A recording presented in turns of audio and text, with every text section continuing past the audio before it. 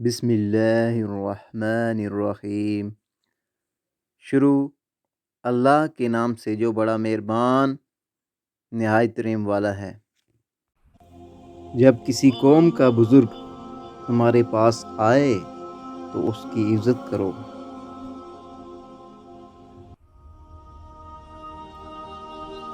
شریر کی بدکاریاں اس کو پکڑ لیں گی اور وہ اپنے ہی گناہ کی رسیوں سے جکڑا جائے گا۔ کلام کی کثرت میں کچھ نہ کچھ گناہ ہوگا، مگر وہ جو اپنے لبوں کو روکے رہتا ہے بڑا دانا ہے۔ سفر دو قسم کا ہے، دنیا اور آخرت کا۔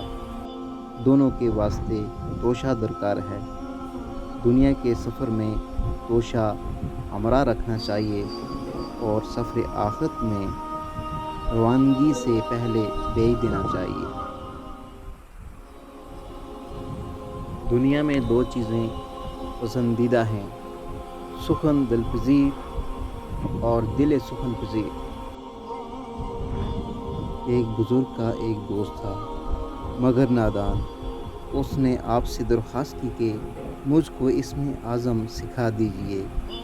ہر چند انکار کیا اور سمجھایا کہ تو اس قابل نہیں ہے، نہ مانا اور نہایت اصرار کیا۔ ناچار بتا دیا اور امتحان بھی کرا دیا، لیکن منع کیا کہ آئندہ تو اس کو کام میں نہ لانا ورنہ تیرے لیے اچھا نہ ہوگا۔ یہ فرما کر آپ چل دیے۔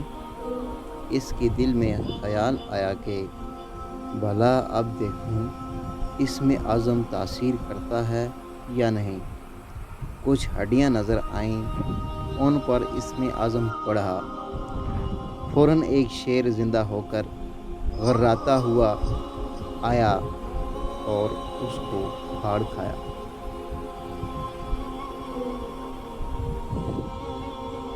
حضرت اس رات سے واپس آئے تو دیکھا کہ وہ مرا پڑا ہے اور شیر اس کو کھا رہا ہے۔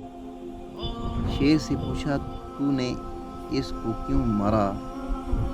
جواب دیا، یہ شخص میرا خالق تو بنا مگر رازق نہ بن سکا اور رزق کی فکر نہ کی، اس لیے میں نے اس کو کھا لیا۔